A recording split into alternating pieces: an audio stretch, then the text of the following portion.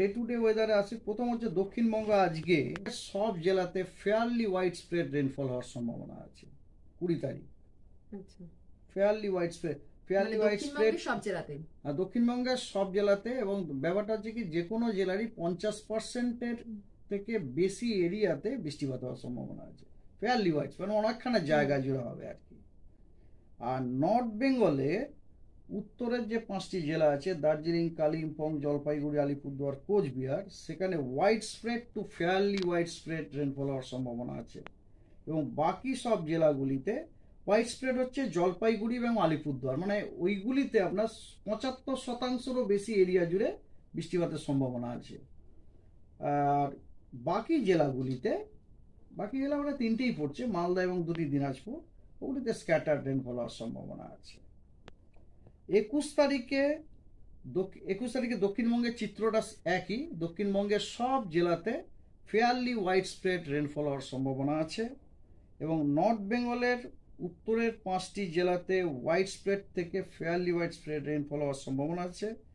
Fairly wide spread হচ্ছে দার্জিলিং এবং জলপাইগুড়ি, কালিম্পং, আলিপুরদুয়ার এবং আর কি বাকি থাকলো, কালিম্পং, আলিপুরদুয়ার, কোচবিহার, এই 3টিতে ওয়াইড স্প্রেড রেনফল হওয়ার সম্ভাবনা আছে। বাকি যে 3টি জেলা সেগুলিতে স্ক্যাটার্ড রেনফল হওয়ার সম্ভাবনা আছে। এটা হলো 21 তারিখে। 22 তারিখে সাউথ বেঙ্গলে এবারে এরিয়াল কভারেজ একটু কমে যাচ্ছে, সব ডিস্ট্রিক্টে বৃষ্টি কিন্তু স্ক্যাটার্ড,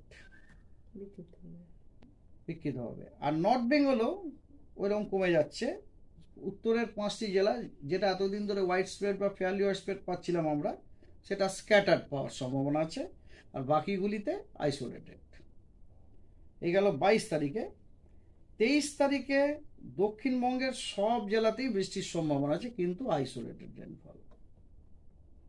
আর উত্তরবঙ্গের সব জেলাতেই আইসোলেটেড অথবা স্ক্যাটার্ড রেনফল হওয়ার সম্ভাবনা আছে। স্ক্যাটার্ড হচ্ছে দার্জিলিং, জলপাইগুড়ি এবং কালিম্পংয়ে।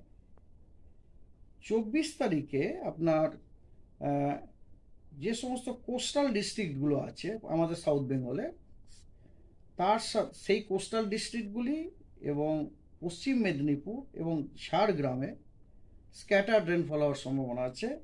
এবং অন্যান্য জেলাগুলি, দক্ষিণবঙ্গের অন্যান্য জেলাগুলিতে আইসোলেটেড রেনফল হওয়ার সম্ভাবনা আছে 24 তারিখে। 25 তারিখ, দ্যাট মিন সপ্তম দিন, যেটা সপ্তম দিনে আপনার বাঁকুড়া, ঝাড়গ্রাম, পশ্চিম মেদিনীপুর, পূর্ব মেদিনীপুর, উত্তর এবং দক্ষিণ 24 পরগনা, হাওড়া, কলকাতা, হুগলি, সবগুলি এই কটি জেলাতে কিন্তু ফেয়ারলি ওয়াইড স্প্রেড রেনফল হওয়ার সম্ভাবনা আছে। তার মানে 25 তারিখে আমরা কলকাতাবাসীরা ফেয়ারলি ওয়াইড স্প্রেড রেনফল আশা করতে পারি, পাওয়ার সম্ভাবনা রয়েছে। আর সাউথ বেঙ্গলের অন্যান্য সব ডিস্ট্রিক্টগুলিতে স্ক্যাটার্ড রেনফল হওয়ার সম্ভাবনা আছে।